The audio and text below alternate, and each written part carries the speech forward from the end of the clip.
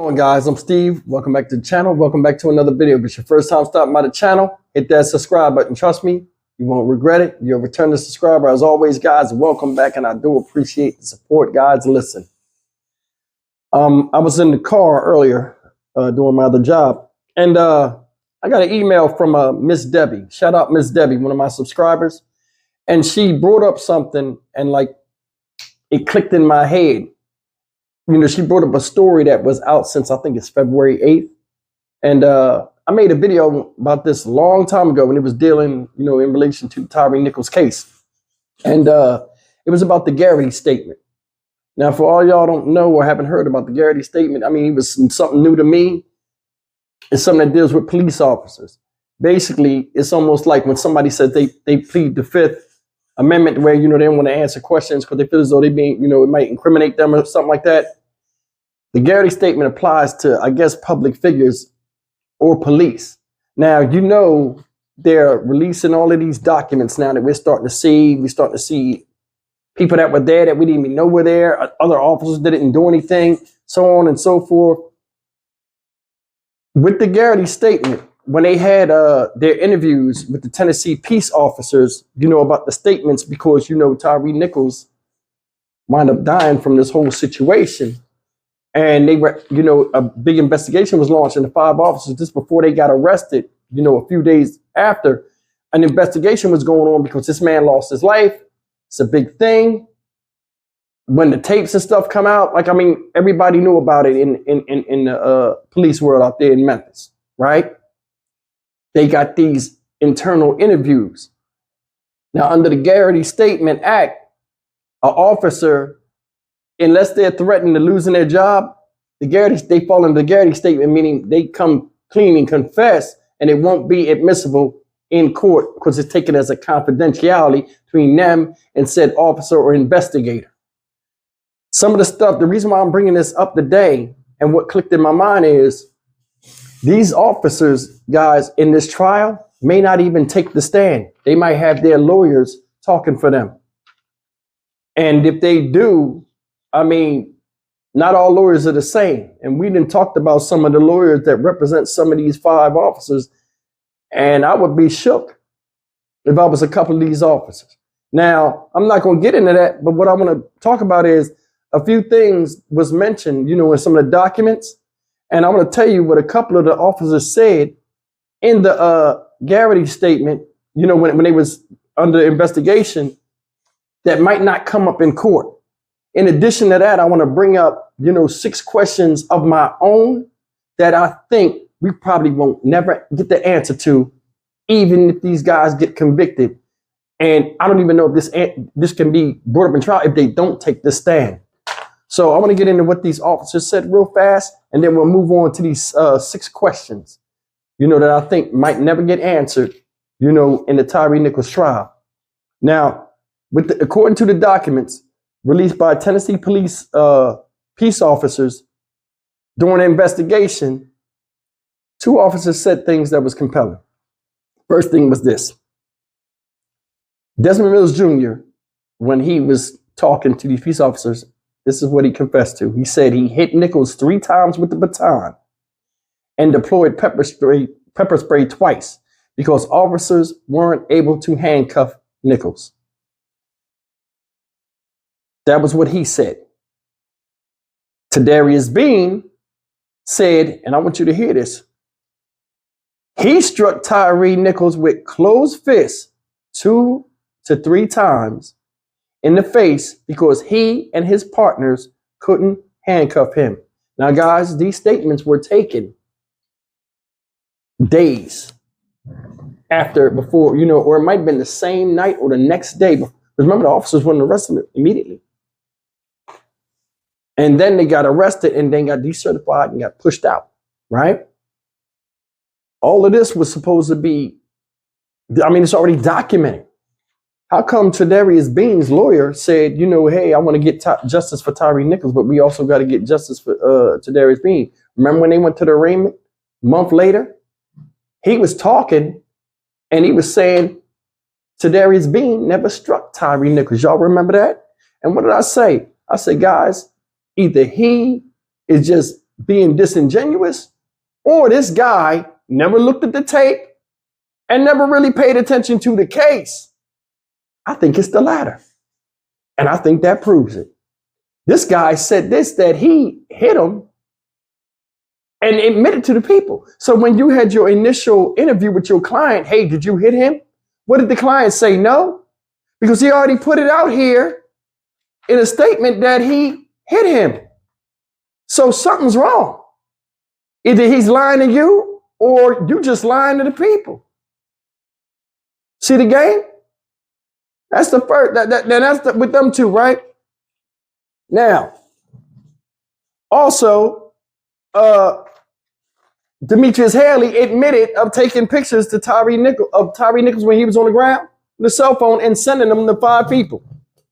Now, it doesn't name who they were, but you know, those people, now I'm gonna tell you something. Those people that they're named, but then their names are not out because they're not part of the investigation. And I guess, you know, you can't really say their names or who they were. But either way, if the prosecution can get any of those people to come forward in court, present the photos or whatever, and say, hey, they gave me photos, then that person might have to take the stand. So the photos, we might never find out. That's one of the things. We might never find out who exactly the names of these people were that he shared the photos of Tyre Nichols suffering on the ground. But that's not one of these 6 questions. I was just thinking of these questions. And thank you again, Ms. Deb, for planting the seed in my mind to do this story today. I'm going to name 6 things that I was interested in that we might not even hear from the officer's lips, because they might not even go up there and take the stand and speak in defense of doing what they did to this man. The first question is this, guys, and we'll jump right into this. Was he racially profiled prior to the stop? Now, remember, Emmett Martin pulled him over. Now, a lot of people might say, well, Steve, what do you mean racially profiled? They're black, he's black. It ain't no racial profile. Yeah, in a way it is, and I'm going to tell you why. This is a specialized unit supposed to take down crime, drug dealers, and all kind of nasty folk. A lot of times, they patrol the hood. They beat up a bunch of people, but they all have one thing in common. They were black. They were in neighborhoods that they thought had high crime. Now, Tyre Nichols, I don't know how it is over there, and I don't know what the demographics is in the Memphis hoods over there, but we're going to keep it real tonight. These type of cops is trained to go and look at younger black men or just black men, period, that the slightest infraction, they think they got something. They're bored. They get behind you, curious. I done had cops pull me over one time, multiple times, and I say, hey, what you pull me over for? And they, because they just want to see. They're bored. You know what I mean? I guess they got quotas they got to get up to. And like, you know, but sometimes they're bored and sometimes they put themselves in positions where they pull people over and give a ticket for the stupidest stuff. Everybody's seen that. But for some reason, they said he wasn't stopping and all this other stuff. That'll come out later on in the trial. But that's the first thing. You know, they go into these poor neighborhoods. Who's in the poor neighborhoods? Black, Hispanic, a small sprinkle of whites. You understand what I'm saying?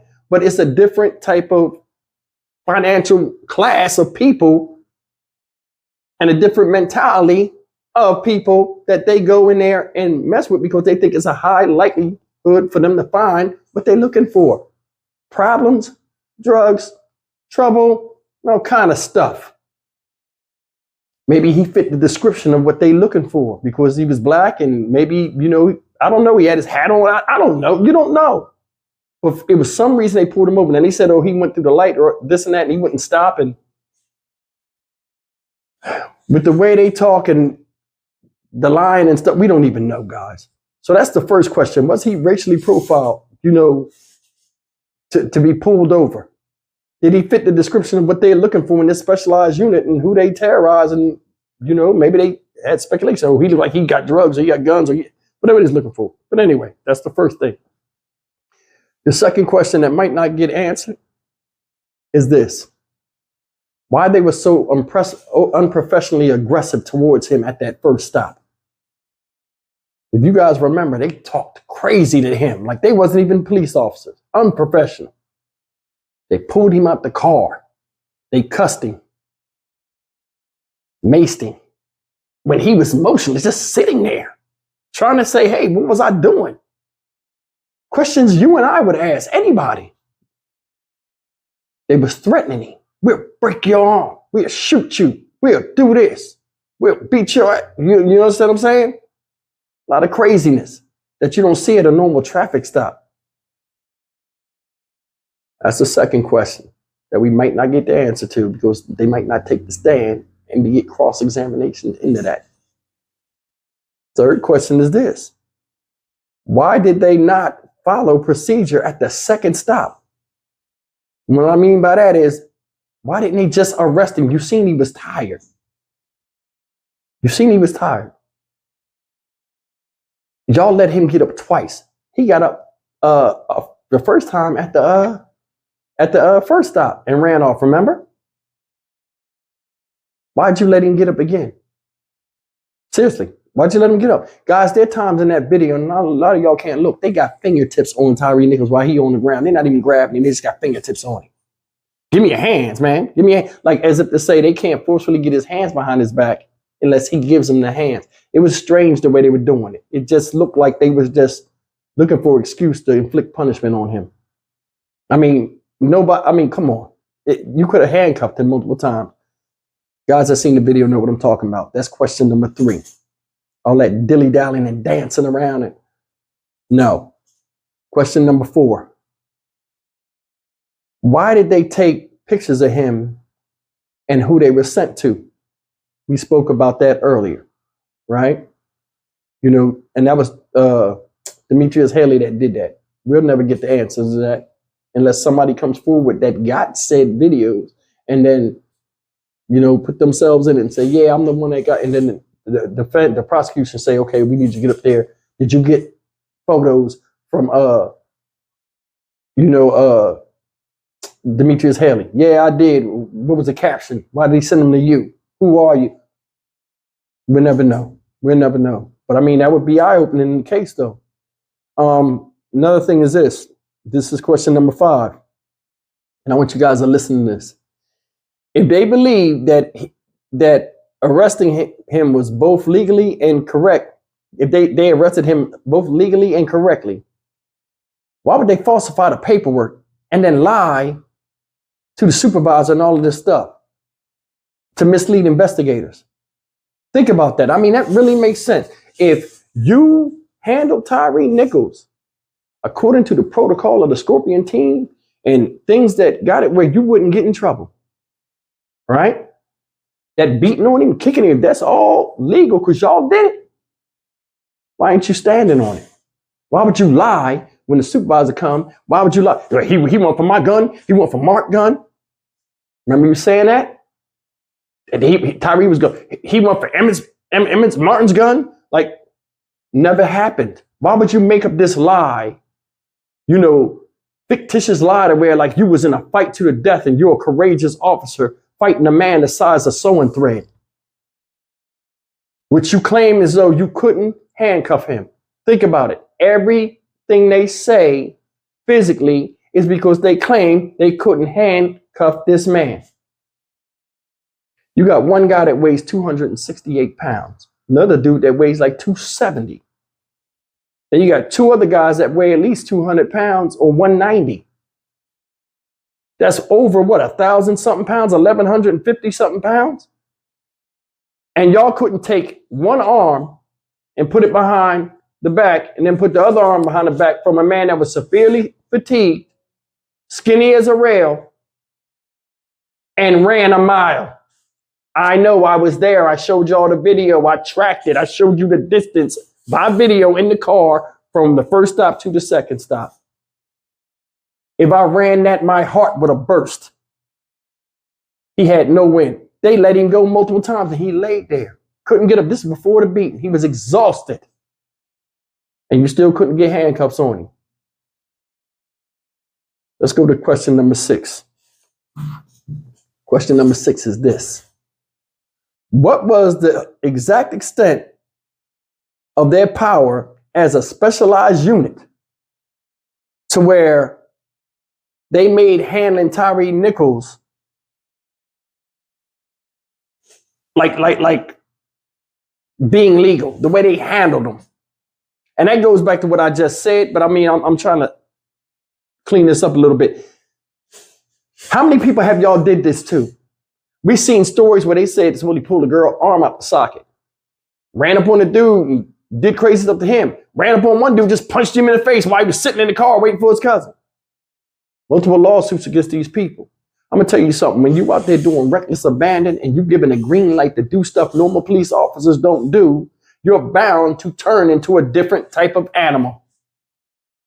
And what you've seen is when this animal's let out the cage at the right time with the right person in the right setting in the right moment, this is what happens.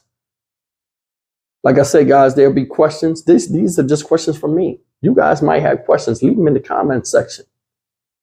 But under this Garrity Statement Act, they might not even take the stand. And it's a shame, because I would love to see their faces when the right questions was asked and they had to answer them on the stand.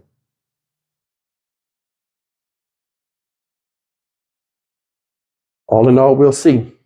I'll be down there and I'll be reporting for you guys. You know how it is. I'm Stock Market Steve for the Dynamic Reason channel. As always, like, comment, share, and subscribe. I'll see you in the next video. Take care.